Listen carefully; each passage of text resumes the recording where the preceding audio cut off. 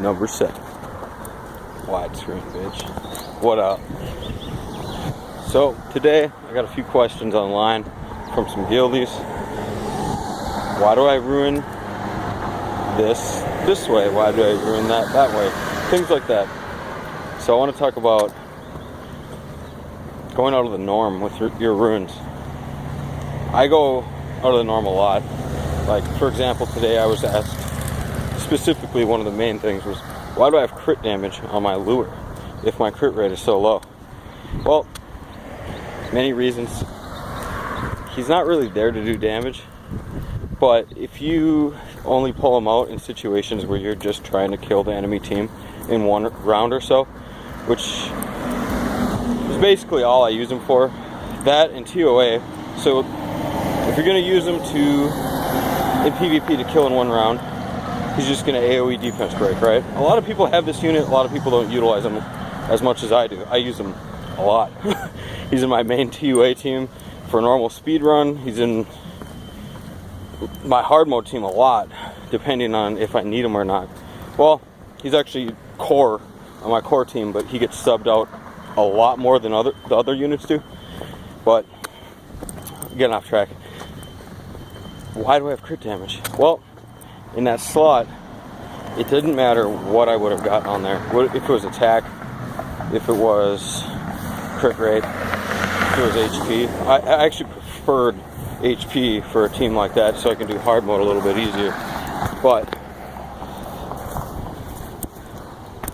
it's not a necessity. What really matters is I had 18 speed on that slot, and I had accuracy.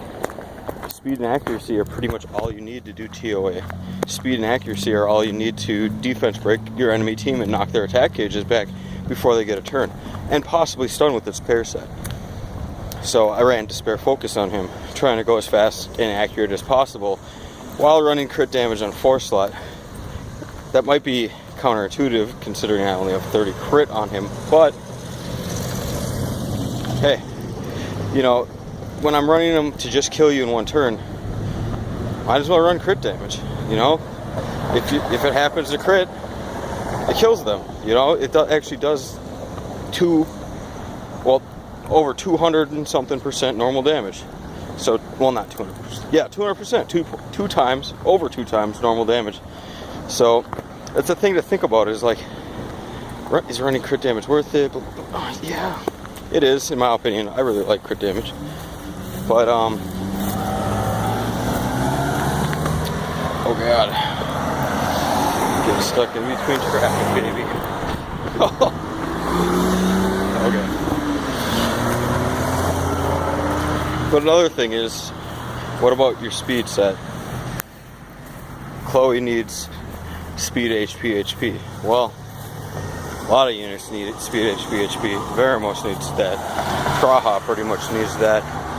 Like, there's so many units that can use that exact order. Like, Darien is good with it. I'm not saying it's the best, I'm saying it's pretty good with it, depending on what you're using. Chasun's good with it. There's so many units. Speed HP. I mean, you're not obligated on a lot of these units that I just listed to run that. You can run whatever you feel like, really, and it'll still probably work, but you don't have to run 2 sets on a lot of these units. You're not obligated to run a 2 set on Chloe and Bernard. Your main goal with them is to outspeed your enemy. So if you have like 18, 20 speed on a rune, but it's like a shield rune and you don't have another shield rune, then why the fuck did you upgrade a shield rune? No, I'm just kidding. Upgrading shield runes that could potentially be max speed are definitely worth it. Putting 30 speed on a 135 slot, or 13456 slot, actually, I should say, if you get 30 speed on one of those slots, you'll be the first person I've ever seen to get it. And if you do have it, please link it, because I want to see that. And I want to see proof, man. I want to see a video, because I've never seen a perfect speed run yet. It would be epic to see that shit. But them runes are hard to get, man. trying to get those 20, 25, 30 speed runes, it's worth breaking a set. It's definitely worth breaking a 2 set. And to be honest, if you come down to it and do the math, if all your runes are pumping like 25 speed out, it's worth breaking the Swift set even, and just going with the all broken set. As long as you're like pumping, 150 something speed in a Bernard, you don't need Swift. It'd be nice to have Swift. It'd be better to have Swift if those subs were the same, but if the subs ain't there, the subs ain't there. So the main thing that I really want to finish this off with right before I go here is, everybody's heard about Barion's spreadsheet. Well, you can do that on your own. It's not as complicated as people make it out to be. You just need to make stat values for yourself, and I do this on all of my main monsters. Is you make a stat value for the monsters, right? You want to know what's the best for them. Is HP the best? Is speed the best? What's the most valuable stat that I want on them? And then you give that a value. So every point that would have given you is worth 5 points. So you take out and you do the math for the percentages on the runes to your base stats, and you multiply that out, get the answer, and then multiply that by your multiplier, the value that you want to assign to that stat. So say that speed is the most valuable stat, and that's a 5.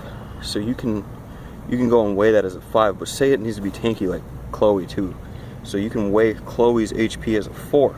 So when you come out to that, you don't have to weigh it as a 4 too. If you don't like how it ends out, you can weigh it as a 3 or a 2, whatever you want, however you want to feel out the set and try to make her yours, But the thing is getting it mathematically correct instead of just slobbing up and throwing up a bunch of runes that you don't know the answer of.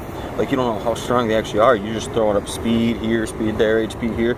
You don't know, but if you do the math on it and you get exactly how you want to do it, because for me personally, I think a 5 is for speed on Chloe, and maybe like a 2 for HP, and underneath that, everything's like a 0.5. I would value it all at a 0.5 or even lower. Some things I value at 0, so then I don't even look for them. If they're on the rune, I ignore them, like resistance and defense. Those are great stats. They're nice to have. They're luxury in my opinion. They actually they could win you games. They could save your Chloe's life, but they're not, to me personally, the way I run my comp, I don't think they're valuable, so I'd rate them as a 0. But you could do something else. You can rate them even higher. You can rate resistance high, you can rate defense high on your own spreadsheet on the side. It's really easy to do. You just need to be able to record all the possible runes that you would want to be able to use on her and lay them out somewhere, anywhere, a notepad even, and just put the values at the end of what the stats are, so then you can add it all up on the side and do the math on your own. But that's my time. I'm running into 8 minutes here. Thank you guys for watching. Peace.